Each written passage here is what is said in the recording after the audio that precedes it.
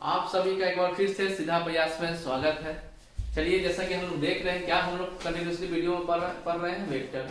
ठीक है, आज हम लोग क्या पढ़ने वाले हैं, स्केलर प्रोडक्ट और डॉट प्रोडक्ट। ठीक है, उसके बाद क्या पढ़ेंगे, वेक्टर प्रोडक्ट और क्रॉस प्रोडक्ट। मतलब क्या है कि स्केलर प्रोडक्ट को और हम क्या बोल सकते हैं, डॉट प्रोडक्ट भी बोल सकते हैं, और वेक्टर प्रोडक्ट को हम लोग क्या बोल सकते हैं, क्रॉस प्रोडक्ट। अब एक बात समझिएगा, यही भी बस बता देते हैं, ये डॉट प्रोडक्ट का मतलब क्या समझ में देखिए। प्रोडक्ट हम लोग क्या बोलते हैं, ए इंटू बी को क्या बोलते हैं, ए और बी का प्रोडक्ट बोलते हैं कि नहीं बोलते हैं। तो यहाँ पर प्रोडक्ट का मतलब मल्टीपल हो गया, यहाँ पर क्या होगा, डॉट का मतलब, यहाँ देखिए ये प्रोडक्ट का मतलब समझ आया, ये क्रॉस का मतलब क्या होगा, बस ये। ठीक है, चलिए स्टार्ट करते हैं। क्या पढ़ना है, फर्स्ट में स्केलर प्रोडक्ट। ठीक है, तो अब क्या लिखते हैं, scalar product of two vectors. Scalar product of two vectors. अब एक बात समझिएगा, क्या बोला गया, scalar product of two vectors क्या होगा। यहां देखिएगा, यहां पे वेक्टर ए है, ये वेक्टर बी है, दो वेक्टर एक प्लेन में, एक वाई प्लेन में। अब एक बात बताइए, ध्यान देखिए, तो ये बी का कंपोनेंट ब्रेक कर सकते हैं हम लोग। इस एंगल का वैल्यू क्या है, थीटा है, क्या बोलेंगे। अब ऑब्वियस सी बात है, अगर ये वेक्टर बी है तो इसका मैग्नीट्यूड क्या होगा, बी होगा। यहां से बताइए तो क्या हो गया, ये बी कॉस थीटा हो गया, होगा कि नहीं हुआ, क्यों, क्योंकि यहां से ये क्या हो जाएगा, परपेंडिकुलर हो गया। तो बताए थे ये क्या बन गया, बेस बन गया, ये क्या हो गया, बी कॉस थीटा हो गया। ठीक है, यहाँ पे क्या बोला गया, scalar product of two vectors. कौन कौन वेक्टर है, यहाँ देखिए वेक्टर ए, और क्या स्केलर प्रोडक्ट मतलब कैसा प्रोडक्ट होगा, डॉट प्रोडक्ट होगा। तो डॉट के लिए यहाँ पे देखिए, ये डॉट, ये क्या हो गया, क्या पढ़ेंगे, vector A dot vector B equal to क्या हो गया, बताइए तो। अब इसे हम क्या लिख सकते हैं, देखिएगा क्या लिख सकते हैं, ए B cos theta.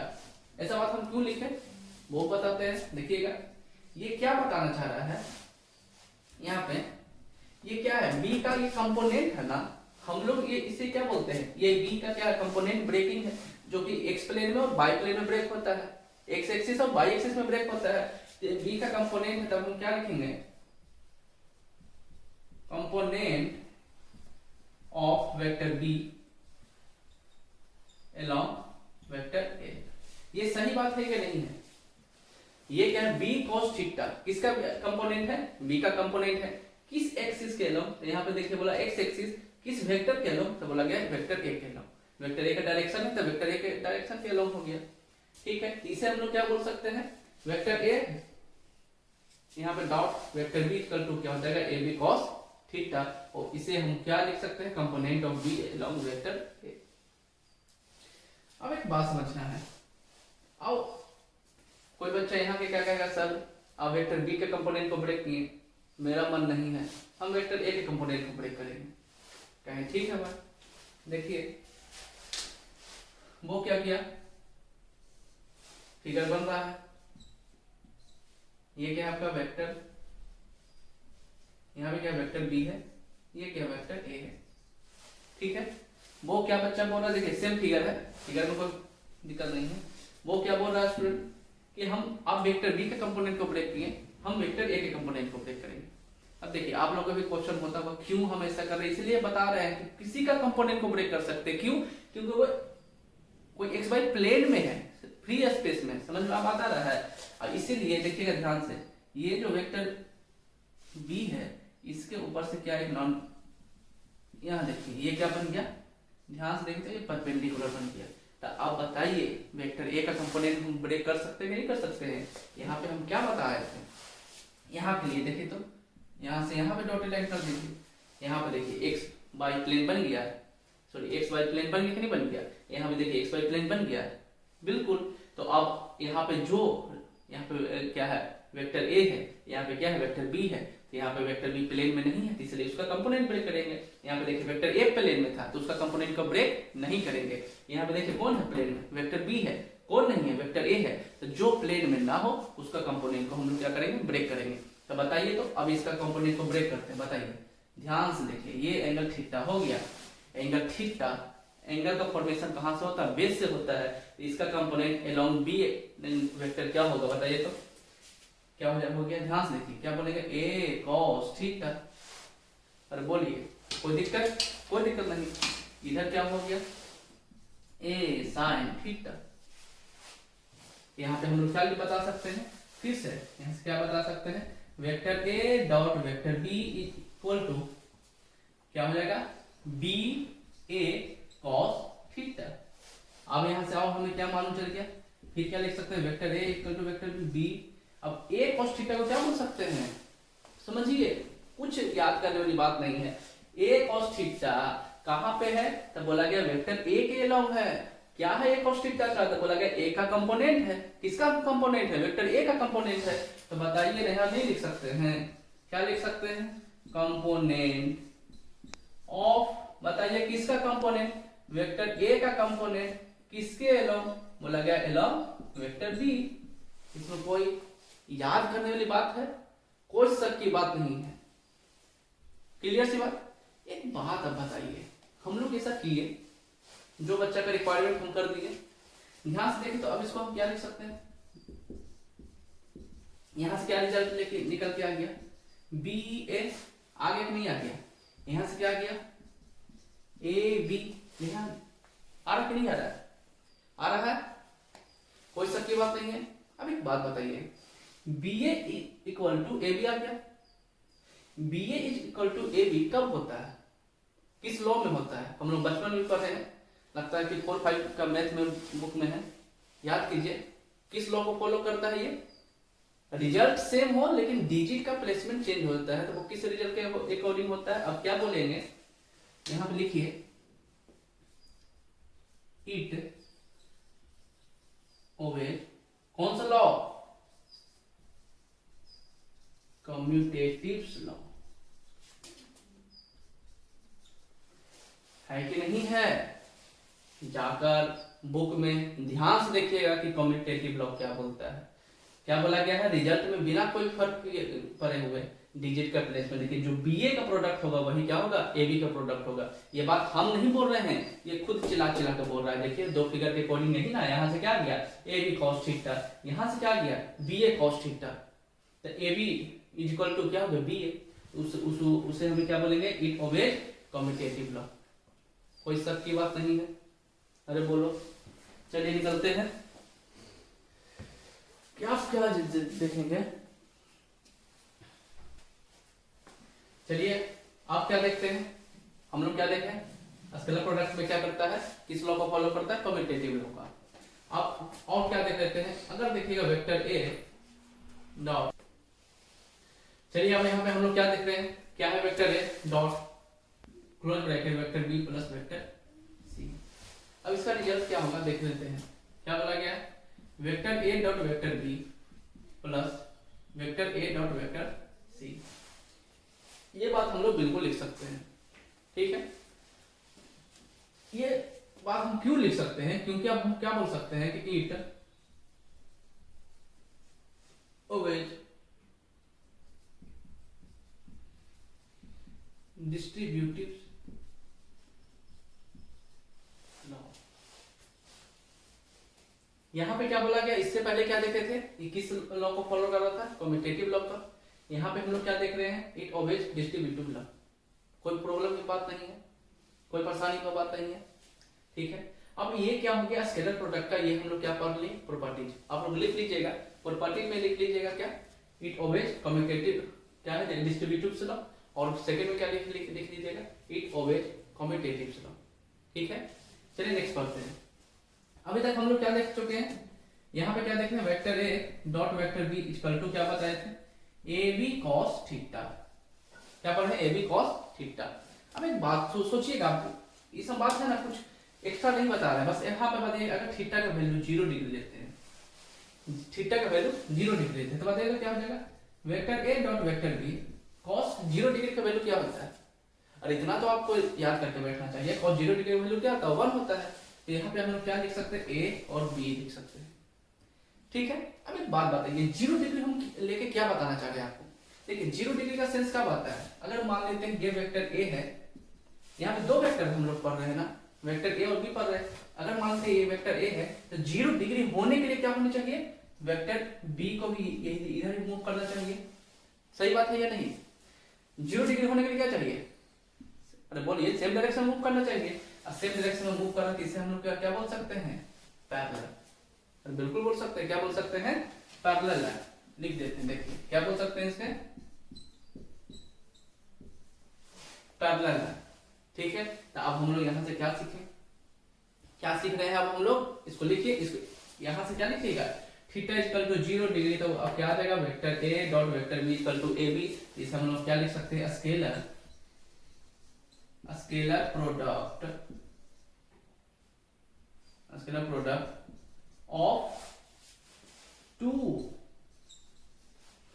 Product of two कैसा वेक्टर, पैरेलल वेक्टर। देखिए पैरेलल के लिए सर पैरेलल वेक्टर, हाँ कि ना, कोई प्रॉब्लम नहीं। बात कितना इजी वे में पढ़ते जा रहे हैं, कोई ऐसा है ही नहीं कि आपको समझ में नहीं आएगा। 0 डिग्री क्यों लिए, क्योंकि सेम डायरेक्शन में मूव कर रहा है, सेम डायरेक्शन में मूव करेगा तो उसके लिए क्या कंडीशन होना चाहिए, दो वेक्टर के बीच में पैरेलल होना चाहिए। तब हम क्या पढ़ लिए, स्केलर प्रोडक्ट किसका पढ़ रहे हैं, पैरेलल वेक्टर का पढ़ लिए। अब एक बात बताइए, आप क्या कंडीशन देते हैं, अब थीटा इक्वल टू 180 डिग्री ले लीजिए, क्या है 180 डिग्री, तो आप खुद बताइए cos 180 डिग्री का वैल्यू क्या होता है, -1 होता है। तो ध्यान से देखिए, तो यहाँ पे क्या लिख सकते हैं, vector A dot vector B equal to क्या हो जाएगा, A B cos theta, theta का क्या रखेंगे 180 डिग्री, ये cos 180 डिग्री रखे।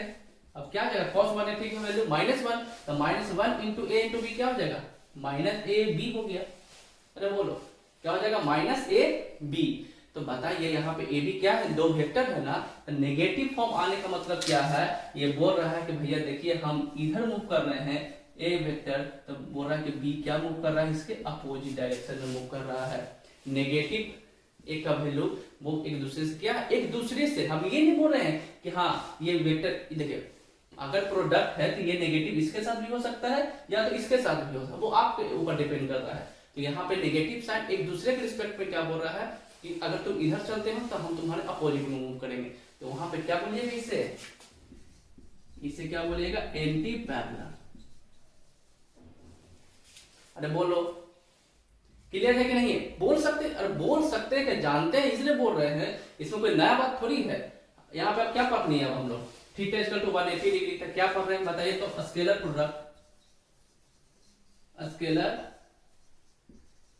प्रोडक्ट ऑफ कैसा वेक्टर, स्केलर प्रोडक्ट ऑफ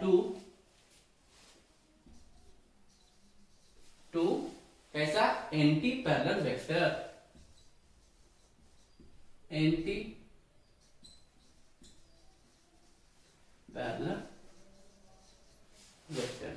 आपको क्या बताना चाह रहे हैं यहाँ पे, समझ में आ रही है बात, A B cos theta, theta का वैल्यू 0 रख रहे हैं तो क्या कंडीशन निकाल के, थीटा का वैल्यू 180 रख रहे हैं तो क्या कंडीशन निकाल के आ रहा है। ठीक है, कोई प्रॉब्लम की बात नहीं है, कोई दिक्कत नहीं है। चलिए आगे बढ़ते हैं, आगे में क्या देख लेते हैं, यहाँ देखिए आप क्या लिख रहे हैं, A dot B equal to cos 180 degree का वैल्यू क्या होता है, क्या लिखेगा, ए बी cos, थीटा का वैल्यू क्या लिखे 90 डिग्री, थीटा का वैल्यू क्या ले रहा है 90 डिग्री दे रहे हैं।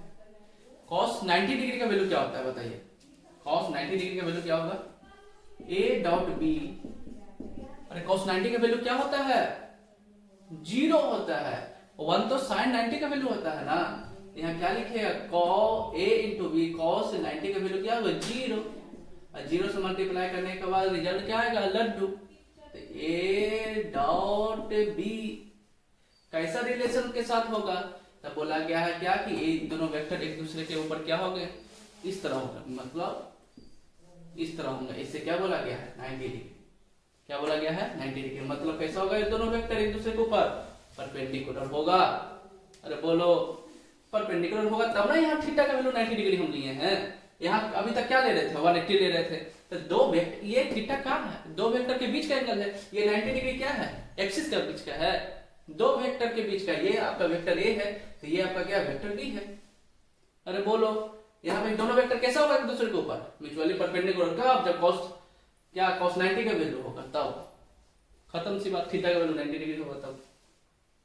इतनी बात आगे समझ में कुछ ऐसा बिल्कुल भी नहीं है कि आपको नहीं समझ में आएगा। समझ में आ रही बात? चलिए इसको नोट कीजिए, चलिए लिख लिया आप लोग। चलिए नेक्स्ट देखते हैं क्या है। Scalar product of two vector, ठीक है। अब देखिए अभी तक हम लोग टू ही वेक्टर में पढ़ रहे थे, लेकिन उसका रिलेशन को हम लोग देख रहे थे।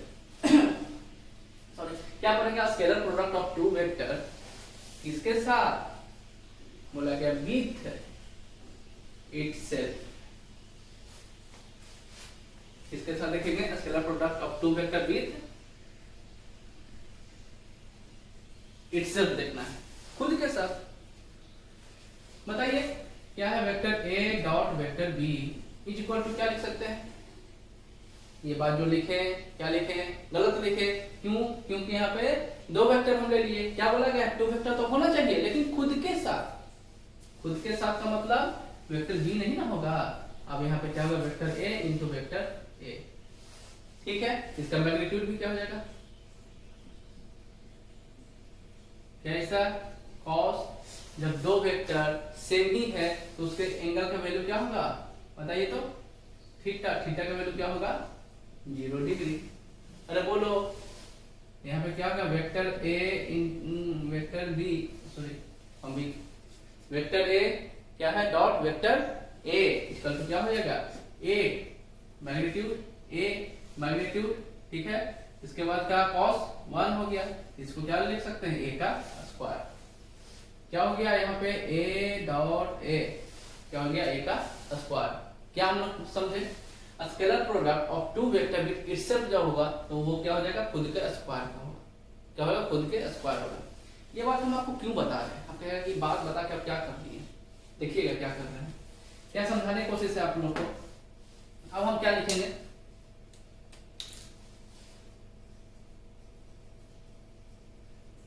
स्केलर प्रोडक्ट ऑफ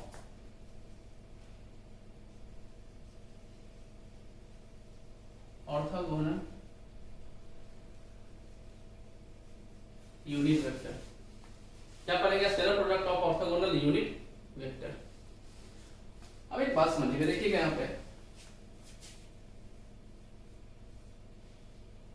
ये क्या है? बाई एक्स, ये क्या है? जेड, ठीक है।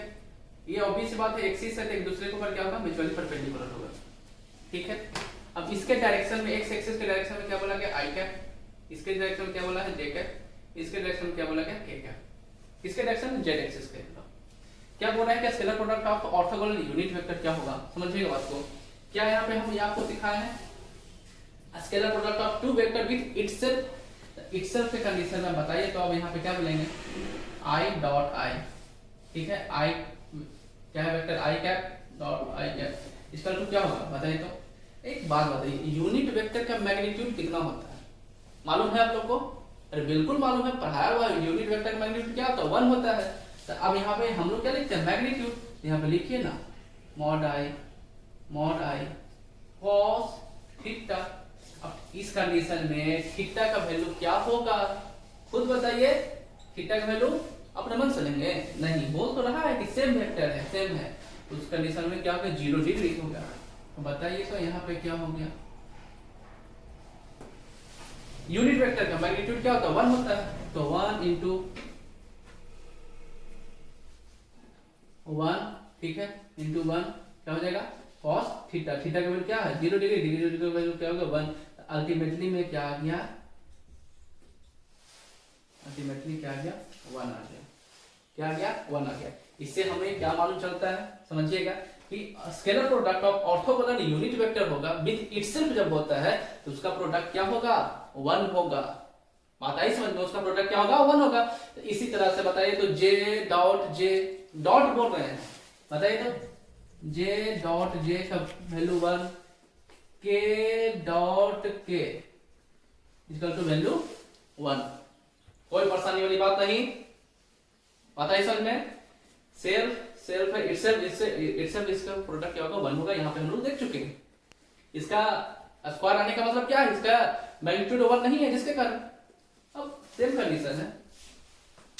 Scalar product of orthogonal unit vector में हम क्या देख लेते हैं, क्या देखते हैं अब आई और जे का देखिएगा, क्या देखेंगे आई जे नहीं मतलब डिफरेंट वेक्टर का देखते हैं। यहाँ पे बताइए तो ये आई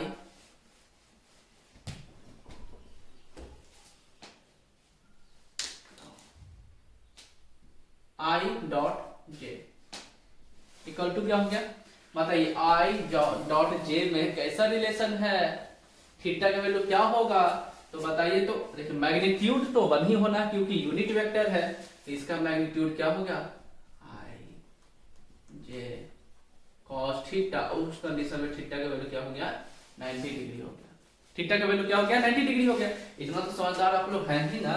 कॉस 90 का वैल्यू क्या होता है 0 होता है। कॉस 90 का वैल्यू 0, तो हमें क्या मालूम चल गया, अरे बोलो cos 90 का वैल्यू 0, तो ओवरऑल वैल्यू क्या हो गया 0। cos 90 का वैल्यू 0 इनटू क्या कुछ भी हो उसका वैल्यू 0 ही आएगा ना। तो अब हमें क्या मालूम चला गया i into j equal to 0, ठीक है। j into k equal 0, j dot k 0 और k dot i equal to क्या हो गया 0, क्या हो गया 0। इतनी सी बात समझ में आ गया होगा आप लोग को, इसमें कोई परेशानी वाली बात नहीं है, ठीक है। तो इसको नोट कीजिए, फिर हम बता रहे हैं। चलिए आप लोग लिख लिए हैं, नोट कर लिए हैं, नेक्स्ट पढ़ते हैं। क्या पढ़ते हैं, स्केलर प्रोडक्ट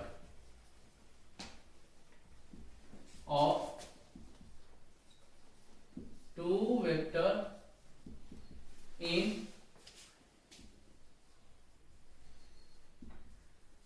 कार्टेशियन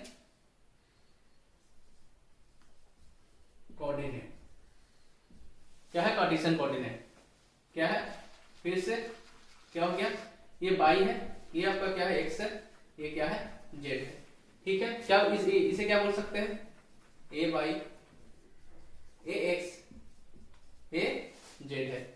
हम आपको क्या बोले, क्या scalar product of two vector in a Cartesian form, तो क्या हम ऐसे लेते हैं let vector A equal to क्या लिख सकते हैं, वेक्टर ए इक्वल टू क्या लिख सकते हैं A x i plus A y j plus A z k, ठीक है। Similarly vector B equal to क्या लिख सकते हैं, वेक्टर बी इक्वल टू बताइए तो B x i plus B y j plus B z k. कोई दिक्कत नहीं, दो वेक्टर हो गया, scalar product of two vector in Cartesian form. बताइए क्या हो जाएगा, vector A dot vector B equal to क्या होगा बताइए तो क्या हो जाएगा आई कैप आई कैप। यहाँ पे यूनिट वेक्टर होगा, यूनिट वेक्टर का डॉट प्रोडक्ट क्या होगा 1 होगा। अभी हम लोग पढ़े ए एक्स बी एक्स, अरे बोलो यहाँ पे क्या हो गया जे जे सेम का क्या होगा 1 होगा, क्या होगा ए Y B Y plus A Z और बी जेड। कोई दिक्कत की बात नहीं है, ठीक है। तो एक बात बताइए हम लोग क्या पढ़ रहे थे अभी तक हम लोग क्या देखें, अब हम आपसे क्या पूछते हैं बताइए, लिखिएगा scalar product of two vector, इसको हटा दीजिए, क्या लिखते हैं angle between two vector.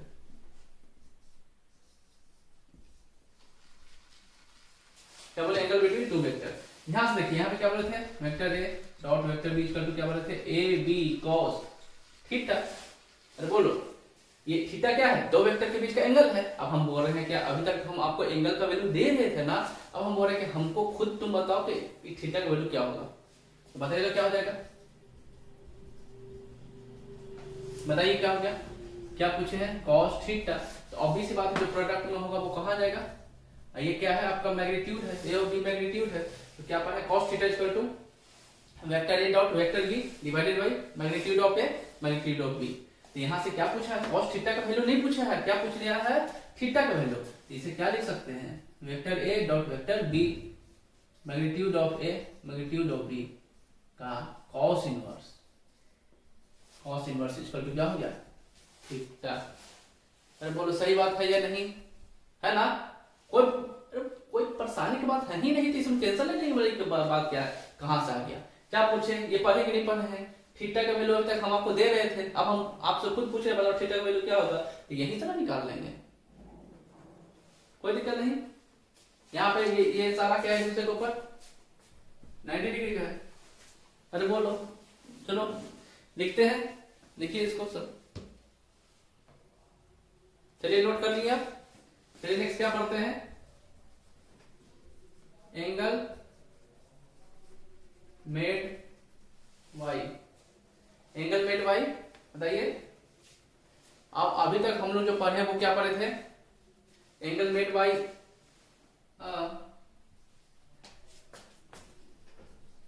Coordinate x, ठीक है, क्या पढ़ रहे हैं, एंगल मेड बाय या कोऑर्डिनेट एक्सिस। अब यहां ध्यान देखिए, अब क्या बोल सकते हैं,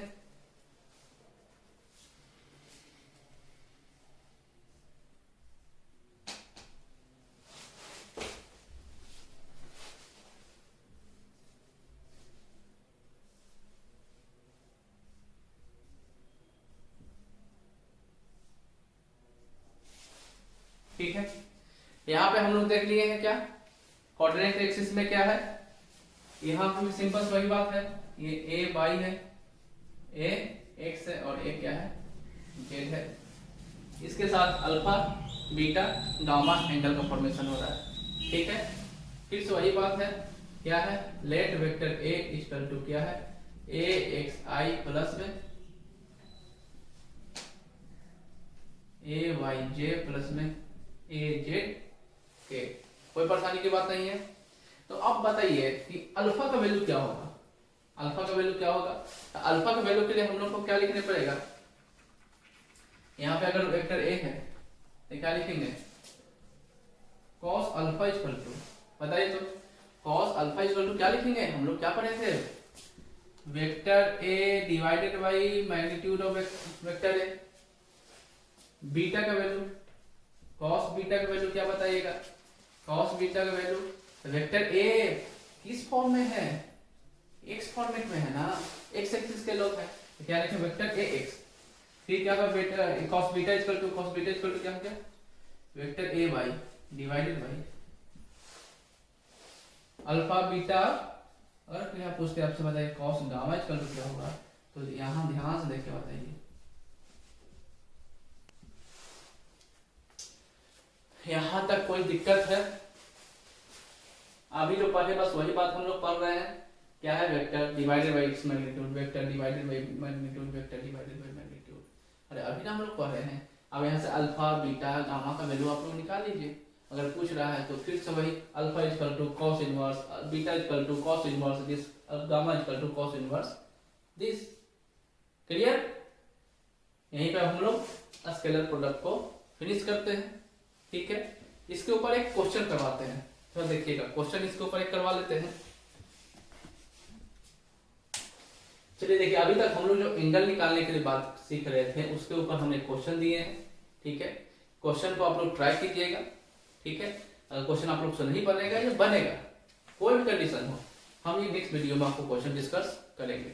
यहाँ से क्या पूछे, find the angle between two vector, vector A and vector B. यहाँ पे क्या वेक्टर ए है एंड वेक्टर बी है, ठीक है। एंगल का वैल्यू फाइंड कीजिएगा। चलिए मिलते हैं नेक्स्ट वीडियो में, वीडियो के साथ इसी तरह बने हुए जुड़े हुए, चलिए मिलते हैं।